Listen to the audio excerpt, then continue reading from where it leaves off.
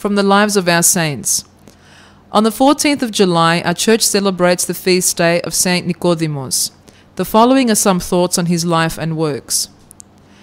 Born on the island of Naxos in the Cyclades, Greece, in 1749, Nikodimos was a child prodigy who came to combine a remarkable intellect with an intimacy with God. In his continuous intellectual pursuits, he found himself surpassing his instructors until he met Orthodox, a man of philosophical wisdom and profound faith with whom Nikodimos studied in the city of Smyrna. Nikodimos did not enter a monastery on Mount Athos until he was 27 years of age. By this time, he was superbly prepared for the great goals he had set for himself, which could be attained only within the confines of this magnificent cloister. His responsibilities increased with his spiritual projects, and as secretary and official historian of the monastery, he became a most prolific writer of theology and of literature as well. His pen added luster to Christian worship and brought literary laurels to himself. He became a master of wordship. To supplement his references and to gather material for his many writings, he travelled to cities throughout Asia Minor and Eastern Europe, at times assisting local prelates in matters of interpretation and dogma. In Moldavia, he offered his translation of both the Old and New Testaments, and in Venice, he set down his masterful Philokalia, drawing from the writings of holy men of the Church to form a spiritual guidebook that has become a standard text for clerics. With the precision of a mathematician, he compiled the holy canons, the rules of the Church, and a number of service books for the sacraments used by clergymen today.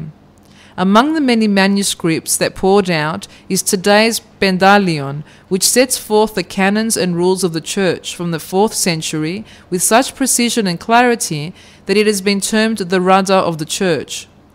Equally gifted in music, Nikodimos composed the beautiful hymns heard in church during the Holy Friday services of the funeral of Christ.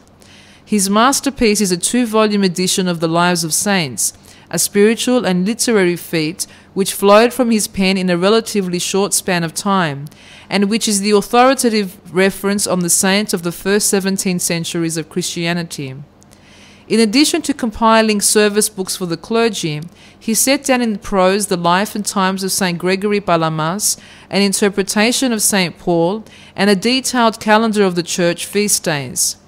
All of these works also won very high acclaim throughout the Russian Orthodox and Roman Catholic churches. At a time when Orthodox Christians were suffering losses through conversion to the Muslim faith due to weariness over being discriminated against socially and especially economical, Saint Nikodimos rushed forward with his Neon Martyrologion. This was an account of the new martyrs, ordinary men and women who thought so much of their faith in Jesus Christ that they refused to apostatize and suffer death, remaining faithful to the Saviour. This book did much to bolster the faith of Orthodox Christians, because the examples of martyrs Nikodimos described were not of supermen and superwomen, but of ordinary human beings.